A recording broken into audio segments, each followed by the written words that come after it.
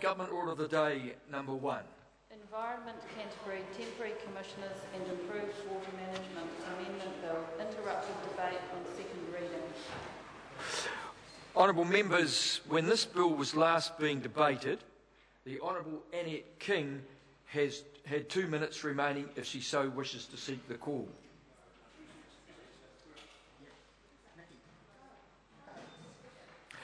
I call the Honourable Member Nikki Kay, but can I say you don't need to touch the microphone? Sorry, Nikki Wagner, you don't need to touch the microphone. Just leave it as it is. Sorry, no, don't turn it on or off. Just put it straight up, and it'll work. Thank you, Nikki Wagner.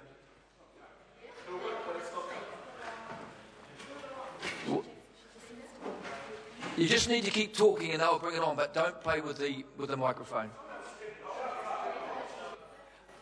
Hold it up to your mouth and just keep talking. That's the instructions we've been given by the technicians. Speaker, I'm pleased to be supporting this Environment Canterbury Temporary Commissioners and Improved Water Management Amendment Bill at its second reading. Back in May 2010, the Environment Canterbury Temporary Commissioners and Improved Water Management Act was passed. Now, this bill that we're looking at today will extend the government's governance arrangements under that Act and retain government-appointed commissioners instead of elected members in the Canterbury Regional Council until the election of 2016. There are also special provisions in the bill that will require a ministerial review of Environment Canterbury's governance structure, its membership powers and functions in 2014.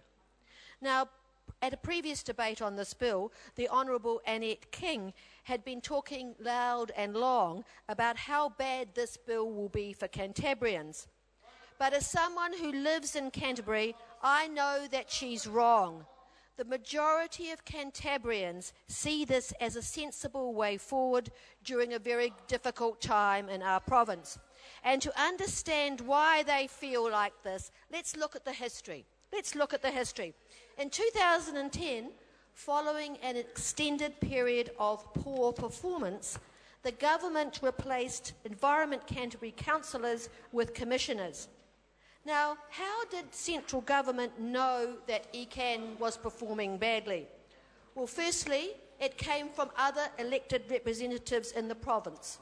They told us. The mayors across Canterbury came to central government and asked for intervention so that they could manage better the regional council issues.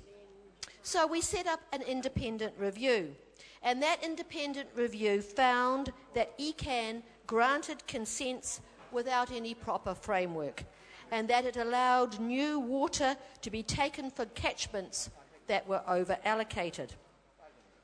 At the same time, the 2007-2008 RMA survey came out, and that stated that ECAN had failed to process more than 2/3 of the resource consent applications within the statutory timeframe, and that actually ECAN's performance was the worst out of 84 councils in New Zealand.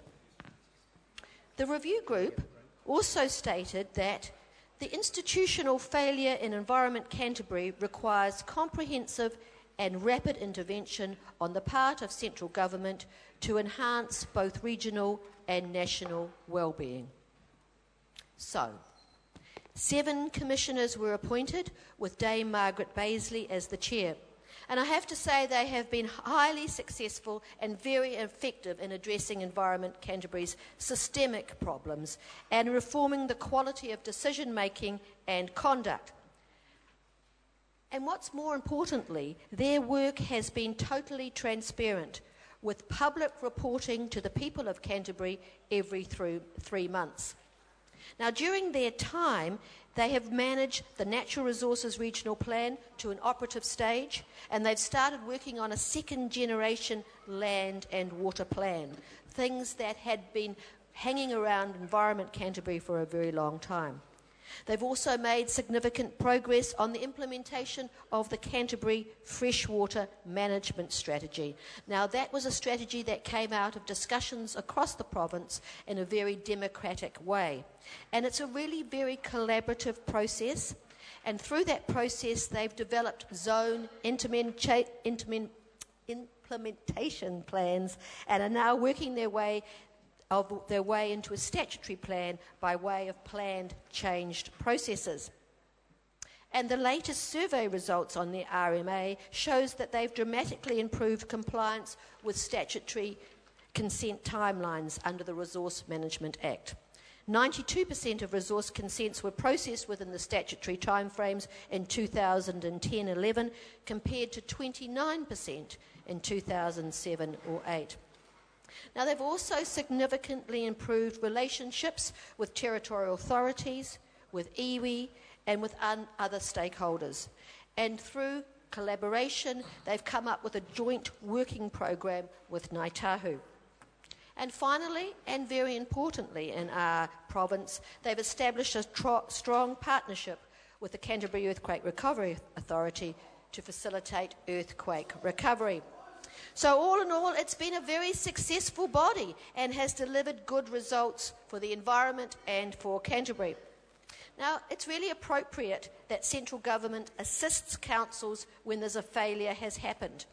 Not acting can bring serious consequences for the future of Canterbury, and the commissioners have done an excellent job, and the people of Canterbury are happy to see them continue their work until 2016.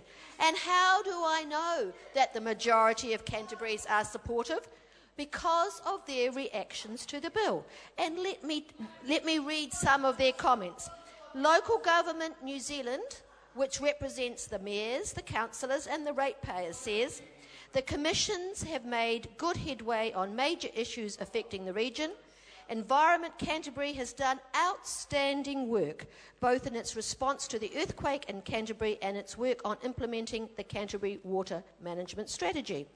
And the rural community, Federated Farmers and Irrigation New Zealand, has said, I would hope, and I suggest that the Honourable Clayton Cosgroves listens to this, I will hope that people who oppose this move will think before commenting. The commissioners in a few short years have achieved more than the old failed council ever did. I recall a shrill note at the time, but every prediction of doom has not happened. Rural communities now have more opportunities to be involved in water management through the collaborative approach of the Canterbury Water Management Strategy.